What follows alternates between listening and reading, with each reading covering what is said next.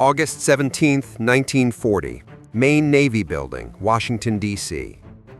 The cipher machines arrived in wooden crates marked agricultural equipment, hauled up the loading dock on Constitution Avenue in the pre-dawn humidity that made shirts stick to backs and turned the corridors of the main Navy building into tunnels of stale air where junior officers moved boxes under the supervision of Commander Lawrence Safford, a cryptanalyst who had spent the better part of a decade chasing the structure of Japanese naval codes with the intensity of a man hunting something he could not yet see but knew was there, waiting in the patterns of intercepted radio traffic that poured into Station Cast in the Philippines and Station HYPO in Hawaii, and the listening posts scattered across the Pacific where radio men sat with headphones clamped over their ears, copying down streams of five-digit groups that meant nothing until they were fed through the analytical machinery being assembled 3 floors below street level in a space that had once been used for storage and now housed the nascent signals intelligence operation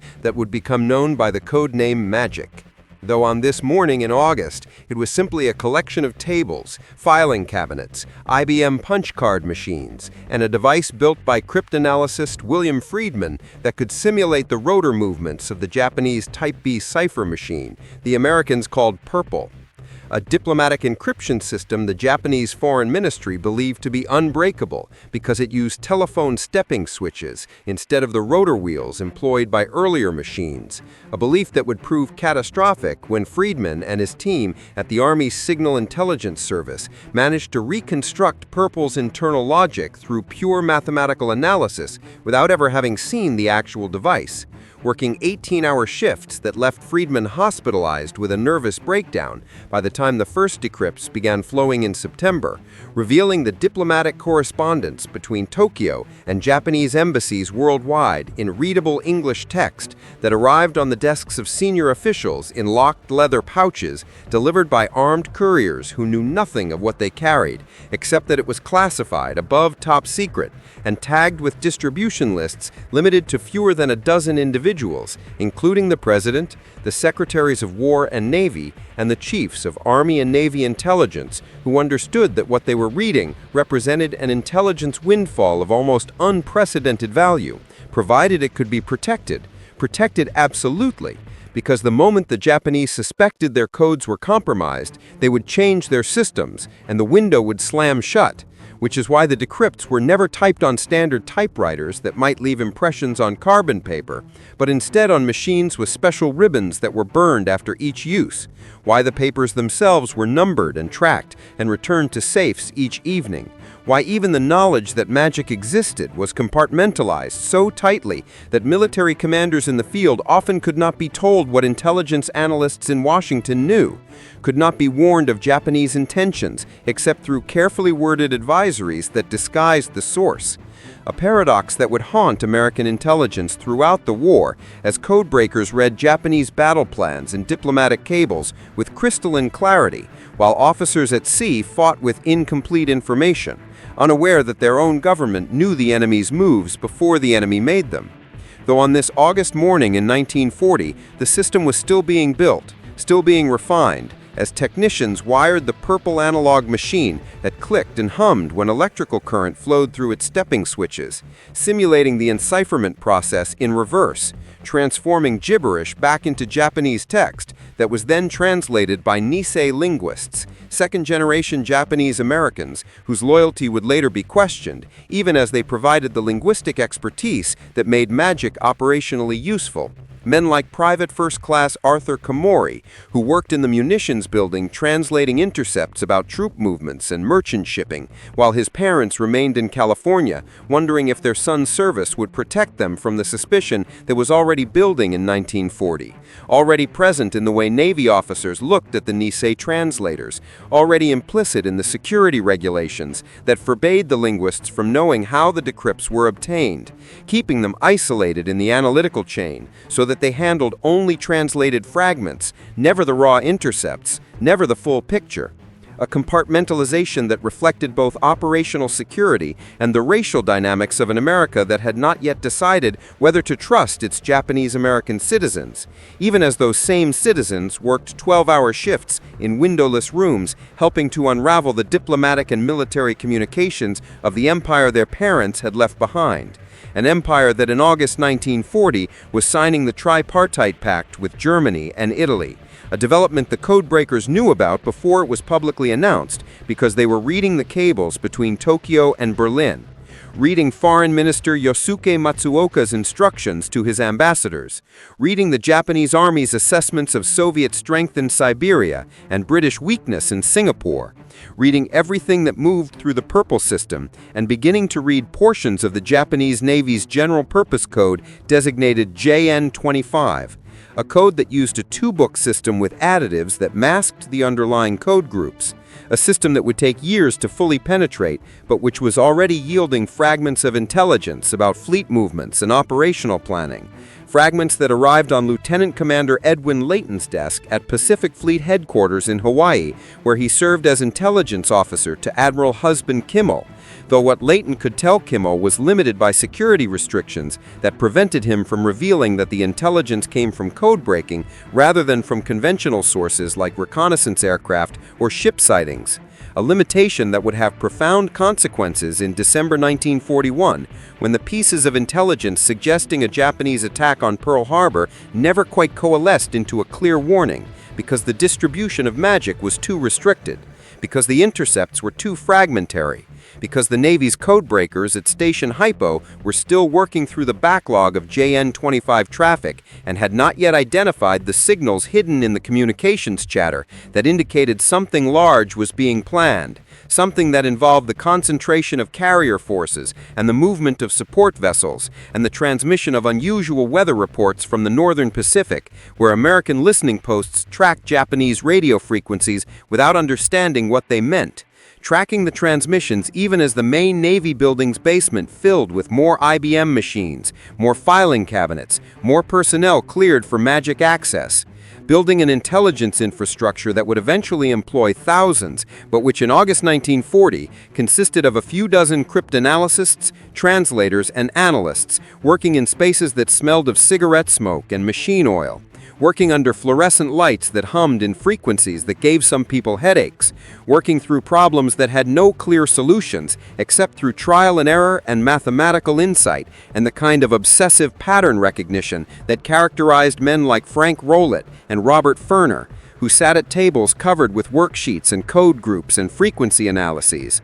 looking for the structure underneath, looking for the mathematical relationships that would unlock the next system, the next cipher, the next level of access into Japanese communications, building the foundation for an intelligence capability that would help win the Pacific War, but which in this moment was still embryonic, still uncertain, still dependent on individuals whose names would never appear in newspapers, whose work would remain classified for decades, who understood that what they were doing mattered, even if they could never discuss it, could never tell their families where they worked or what they did, could never speak of the cables they read or the secrets they kept, maintaining silence in a war that had not yet begun for America, but which was already consuming Europe and Asia, already killing millions, already reshaping the world these cryptanalysts would help their country fight to preserve. June 3, 1942. Fleet Radio Unit Pacific, HYPO, Pearl Harbor, Hawaii.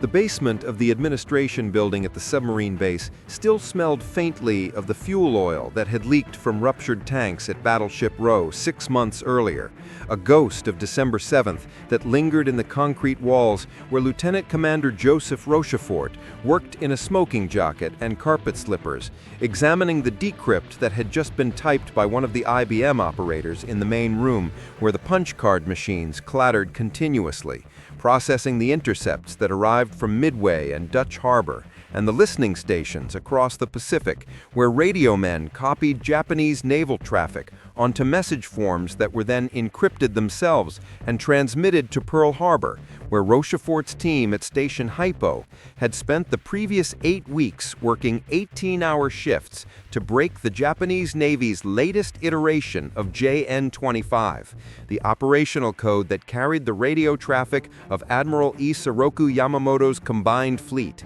A code that changed its additives every few months, but which HYPO had penetrated deeply enough by late May to read approximately 40% of intercepted messages, enough to understand that the Japanese were planning a major operation, designated MI. Enough to know it involved multiple carrier task forces and battleships and cruisers and destroyers converging on a target the Japanese referred to only by a 2-letter designator that could have been any of dozens of locations in the Pacific theater, though Rochefort believed it was Midway, believed it with the certainty of a man who had lived inside Japanese naval communications for years and recognized the patterns even when the specific words were masked by code groups that remained unsolved. Believed it enough to stake his reputation on the assessment, even though his counterparts at Station Cast in Melbourne and OP-20G in Washington thought the target might be Hawaii again, or possibly the Aleutians, or even the West Coast, a debate that was resolved by a ruse when Rochefort suggested that Midway transmit a fake message in plain language reporting that its water distillation plant had broken down. A message the Japanese intercept stations picked up and relayed to their headquarters, where it was then encrypted and retransmitted in JN-25 traffic that HYPO intercepted and decrypted, confirming that the Japanese referred to Midway as AF, confirming Rochefort's analysis, confirming that Yamamoto intended to draw out the American carriers and destroy them in a decisive battle that would cripple American naval power in the Pacific and force negotiations favorable to Japan. Except now, Admiral Chester Nimitz knew the plan. Knew it because HYPO had read the operational orders and the logistics communications and the radio call signs that indicated which ships belonged to which task forces, knew that Vice Admiral Chuichi Nagumo's first carrier striking force would approach from the northwest with 4 carriers, Akagi, Kaga, Hiryu, and Soryu, the same carriers that had struck Pearl Harbor, knew that Yamamoto himself would follow with the battleship Yamato and a screening force, knew the timing within a window of a few days, knew enough to position Task Force 16 under Rear Admiral Raymond Spruance and Task Force 17 under Rear Admiral Frank Jack Fletcher, northeast of Midway, where they could launch a surprise attack against the Japanese carriers when they were most vulnerable. Aircraft on deck being refueled and rearmed, a tactical situation that would occur only if the Japanese maintained their scheduled approach and if American scout bombers and fighters launched from the American carriers into a sky that was hazy with scattered clouds at 8,000 feet, searching for the Japanese fleet in a vast expanse of ocean where they would have only hours to locate the enemy before their fuel ran low. Flying on headings calculated from the last known positions provided by Midway-based patrol aircraft that had spotted the Japanese carriers launching their first strike against Midway's airfield,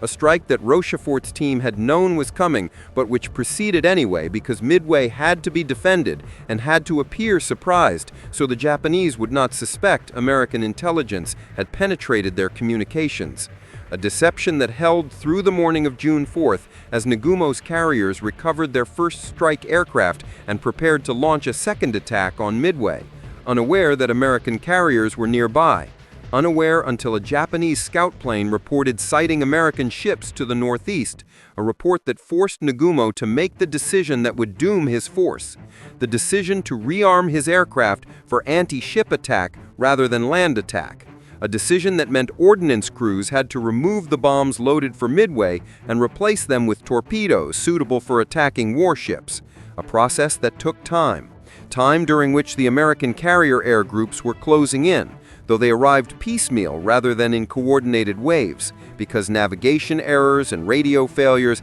had scattered the formations, sent the Hornet's torpedo squadron off on a heading that never found the enemy, while Enterprise's torpedo squadron found the Japanese carriers at the worst possible moment, low on fuel and without fighter escort, pressing home attacks that were cut to pieces by Zeros and anti-aircraft fire. Devastator torpedo bombers falling into the ocean trailing smoke and flame, while their torpedoes ran harmlessly beneath Japanese ships or failed to detonate. A slaughter that accomplished nothing except to draw the Zero combat air patrol down to wave-top level, where they chased the slow torpedo bombers and used their ammunition and their altitude, which meant they were out of position when the American dive bombers arrived at 14,000 feet. Arrived almost by accident, because McCluskey had led his Enterprise group on an expanding box search after failing to find the enemy at the expected position, kept searching until he spotted a Japanese destroyer racing northeast and followed its wake back to the carrier force where Nagumo's ships were circled in a defensive formation, with aircraft spotted on their decks, fuel lines connected, ordnance carts positioned nearby. The worst possible moment for an attack, and the best possible moment for the Americans, who pushed over into 70-degree dives with their split flaps deployed and their airspeed building toward terminal velocity, aiming for the red circles painted on the flight decks below, releasing 1,000-pound bombs at 2,500 feet and pulling out hard enough to gray out vision, while below them the bombs struck Akagi, Kaga, and Soryu within minutes of each other, struck the decks and penetrated to the hangars where aviation fuel and ordnance were stored, detonating in fireballs that turned the carriers into floating infernos that would burn for hours before sinking or being scuttled, though Hiryu escaped the initial attack and launched its own strike against Yorktown that crippled the American carrier with bomb and torpedo hits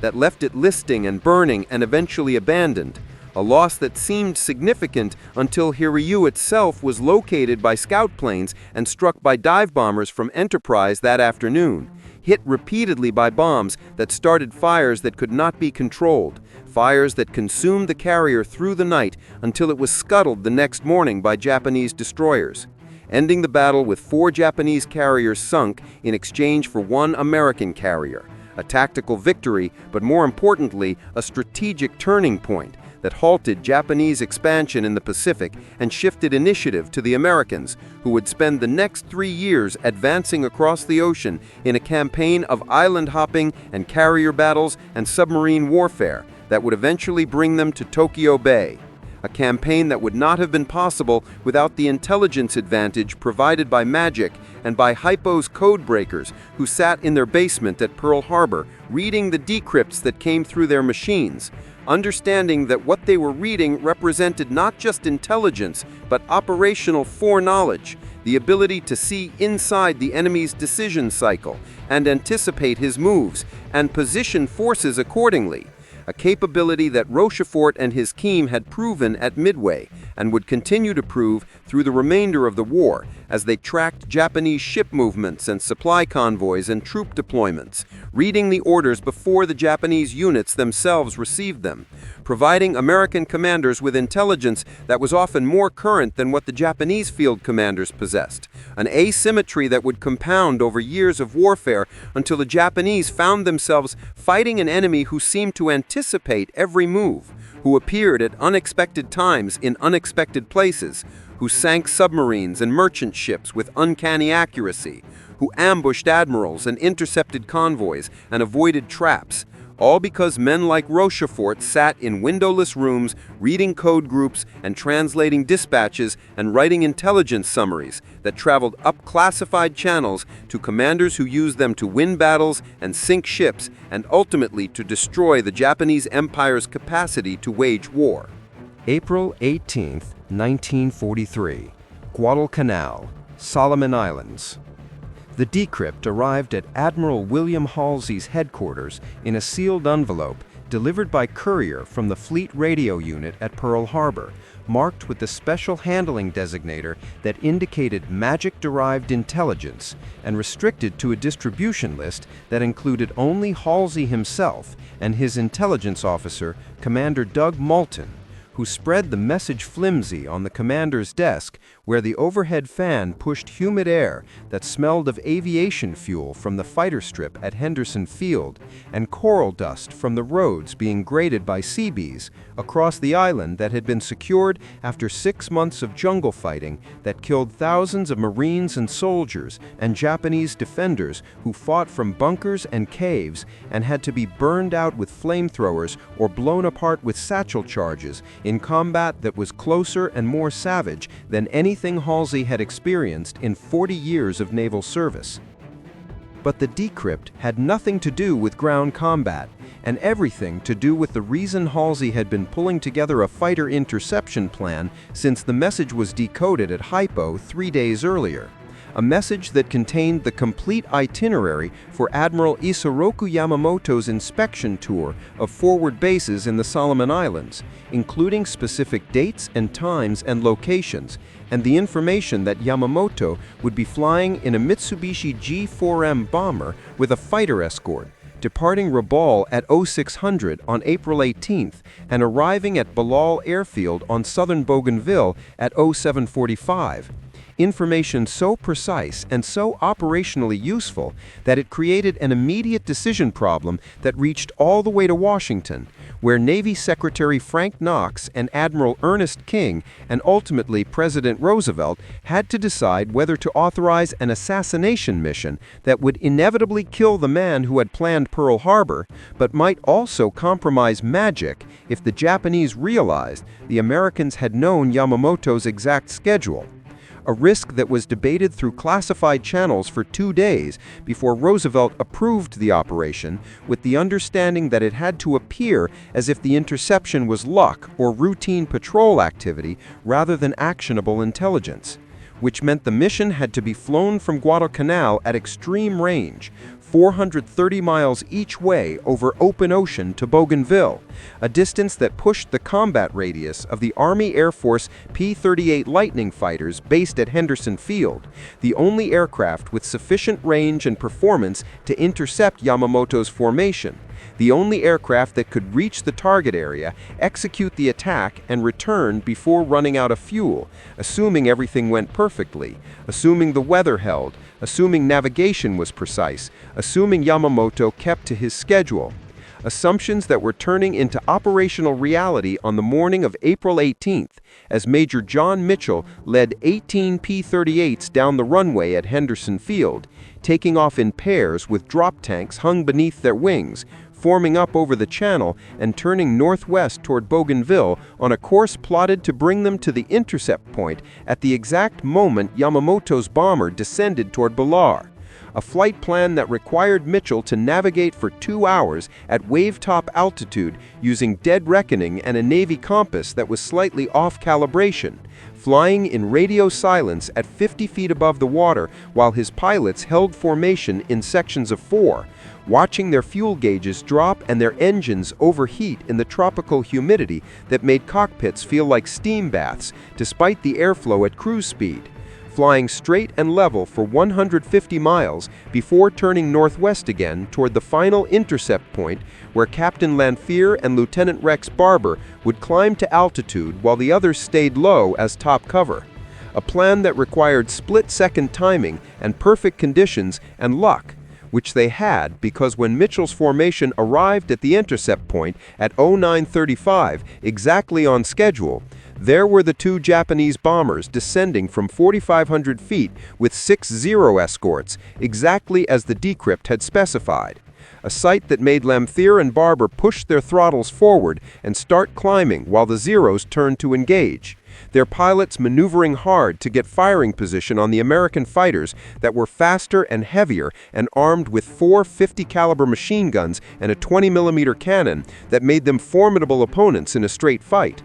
But this was not a straight fight. This was an ambush. And while Lanphier engaged the Zeros overhead, Barber closed on Yamamoto's bomber that was now diving for the jungle canopy trying to escape, the pilot pushing the G4M to its limits, while Barber lined up the shot from dead astern at 200 yards and opened fire, his tracers walking up the fuselage and into the tail and wing root where the fuel tanks were located, seeing pieces of the bomber shredding away and smoke beginning to pour from the left engine, seeing the bomber stagger and begin a slow roll to the left as fire consumed the wing and the aircraft fell into the jungle below, where it exploded on impact, killing everyone aboard, including Yamamoto, whose body would be found by Japanese search parties the next day, still strapped in his seat, clutching his katana, dead from gunshot wounds that likely occurred during the attack, though Japanese authorities would claim he died in the crash. A fiction maintained to avoid admitting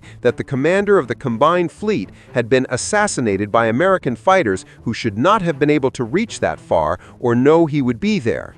A fiction that helped protect magic, because the Japanese Navy conducted an investigation that concluded the Americans had either been lucky or had received intelligence from coast watchers on Bougainville, never suspecting that their naval codes had been broken,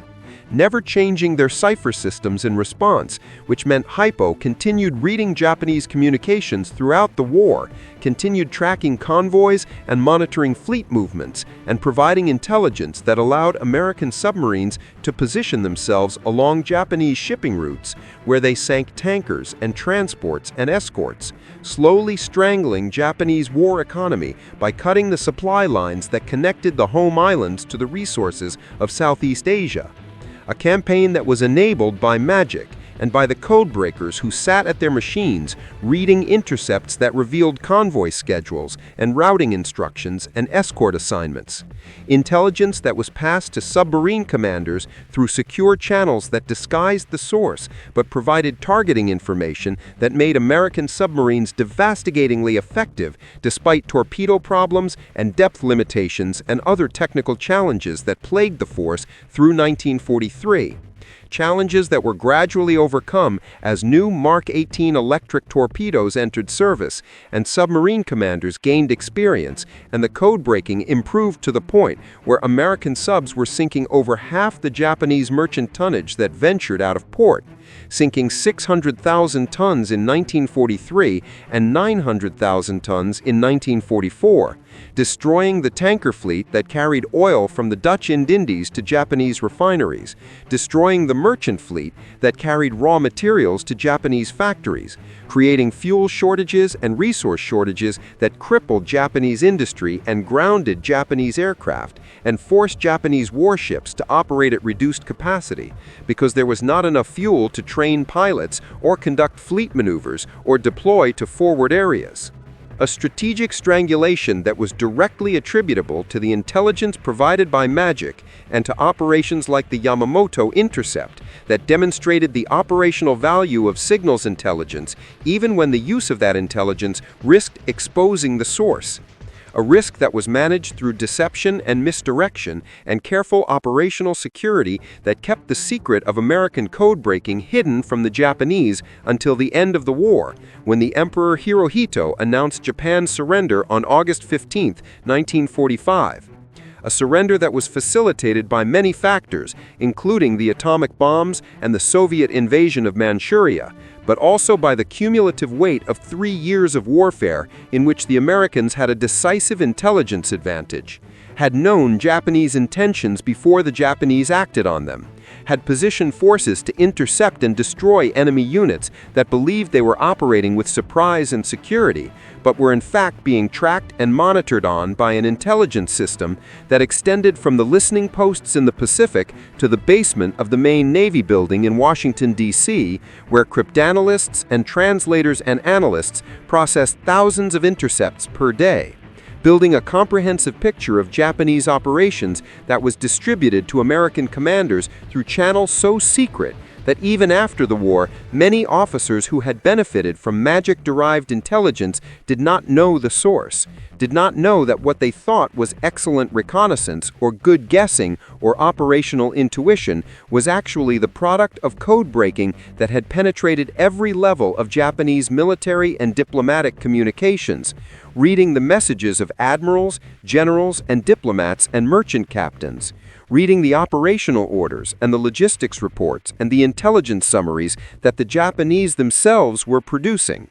creating an asymmetry of information that manifested as an asymmetry of combat effectiveness that ultimately contributed to American victory in the Pacific. A victory that could not have been achieved through code breaking alone, but which would have been far more costly and perhaps impossible without the intelligence advantage provided by the men and women who worked in the signals intelligence units scattered across the Pacific and the continental United States. People whose names were classified and whose work remained secret for decades after the war because the techniques and technologies they developed continued to be used in the Cold War and beyond, continued to provide American intelligence agencies with capabilities that traced their lineage back to the Purple Machine that William Friedman reconstructed in 1940, and the JN-25 code that Rochefort broke in 1942, and the magic system that processed thousands of decrypts per day and distributed them to the handful of officials who held the highest security clearances and understood that what they were reading represented a window into enemy decision-making that was unprecedented in military history, and which would fundamentally change how intelligence was collected and used in modern warfare, establishing principles and practices that would endure long after the last decrypt was filed and the last codebreaker went home, and the machines were shut down, and the files were sealed in archives where they would remain classified for decades, until historians could finally begin to piece together the story of how American codebreaking helped win the Pacific War. A story that was always there in the basement rooms and the message flimsies and the IBM machines and the dedication of people who understood that what they were doing mattered, even if they could never speak of it, could never take credit for it, could never tell anyone that when the Emperor announced surrender in August 1945, they had been listening to his deliberations through decrypts that revealed the internal debates within the Japanese government, reading the diplomatic traffic that showed the Japanese desperately seeking Soviet mediation, even as Stalin prepared to invade Manchuria, reading the military assessments that showed Japanese forces were exhausted and undersupplied and unable to resist an invasion of the home islands, reading everything right up until the moment transmission stopped and the war ended and the codebreakers filed their last reports and packed their materials and went back to civilian life, carrying secrets they would keep for decades, secrets that had helped win the war.